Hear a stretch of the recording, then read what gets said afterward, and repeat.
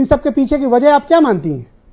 जाहिर सी बात है कि सरकार की अदूरदर्शिता, सरकार ने गंभीरता से नहीं लिया चीजों को, और उत्तर प्रदेश के मुख्यमंत्री का हार्दिक आभार कि अब कम से कम 4 बरस के बाद उन्होंने सर्वदलीय बैठक बुलाई।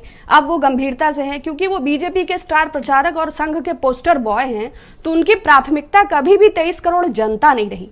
और सरकार की इग्नोरेंस, देश और प्रदेश के हालात जो भयावह और दुर्भाग्यपूर्ण हुए हैं, अभी हमारे मोहसिन साहब तमाम जस्टिफाई कर रहे थे कि कुदरती है, कहर है, प्रलय है।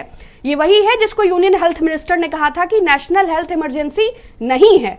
तब आप एमपी गवर्नमेंट टॉपल कर रहे थे, आपने एयरपोर्ट्स पे स्क्रीनिंग नहीं रोकी, आप नमस्ते ट्रंप का आयोजन कर रहे थे, मोटेरा स्टेडियम में 22 किलोमीटर की दीवार बना रहे थे, और तो और महामारी को कम्युनलाइज कर रहे थे, तबलीगी प्रोपेगेंडा खेल रहे थे, सब्जियों के ठेले पर आप झंडे लगा रहे थे, और आपके बुद्धिमान मंत्री पापड़ खाने की सिफारिश कर रहे थे भाभी जी के, उससे भी बच रहा था। तो आपके मैडम, एक मंत्री को चिट्ठी लिखनी पड़ रही है कि उनका फोन नहीं उठ रहा है, भर्ती नहीं करा पा रहे हैं, एम्बुलेंस अवेलेबल नहीं है, टेस्टिंग बंद है। देखिए, सरकार ने ताली थाली दिया, आसमान से पुष्प वर्षा, तबलीगी, बहुत सारा ड्रामा कर लिया, लेकिन इस आपदा को अवसर बनाते हुए पीएम केयर में फंड लिया, सीएम केयर में फंड लिया, गवर्नमेंट एम्प्लॉइज से पैसा काटा, इवन पेंशनर्स से, इवन वॉलंटियरली लोगों ने बहुत पैसा दिया, और हुआ क्या? 8,000 करोड़ का विमान प्रधानमंत्री जी ने खरीदा। मुख्यमंत्री आवास के चारों तरफ टीका उत्सव के बड़े बड़े होर्डिंग्स लग चुके हैं, और एक्शन प्लान के नाम पर सरकार के पास एडवर्टाइजिंग है, क्योंकि जब वाकई सरकार को प्रिपरेशन करनी थी तो फिर योगी सरकार काम दरदार। तो ये सिवाय projection, publicity, event management, agenda और मीडिया मैनेजमेंट, हेडलाइन मैनेजमेंट के अलावा धरातल पर कुछ करते ही नहीं है। अगर सरकार ने गंभीरता से कोई भी कदम उठाए होते, अभी आपको याद होगा पिछली बार भी जिसने पीपीई किट का घोटाले की खबर उठाई, उस पत्रकार को एसडीएफ वाले ले गए।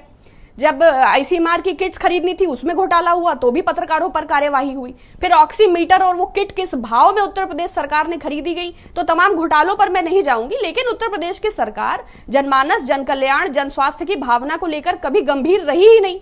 तो जब उनकी प्राथमिकता में ही सिर्फ और सिर्फ एडवर्टाइजिंग है, तो हम ये कैसे अपेक्षा करें कि सरकार के पास एक्शन प्लान होगा?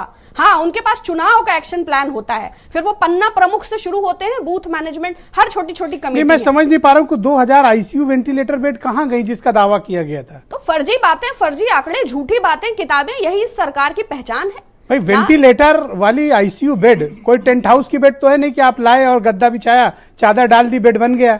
वेंटिलेटर बहुत बड़ी चीज होती है, उसको ऑपरेट करने वाले लोग एक्सपर्ट्स होते हैं। ये लोग राजनीतिक द्वेष की भावना से काम करते हैं, चाहे कैंसर हॉस्पिटल की ओपीडी बंद करना हो या और बहुत सारी योजनाएं।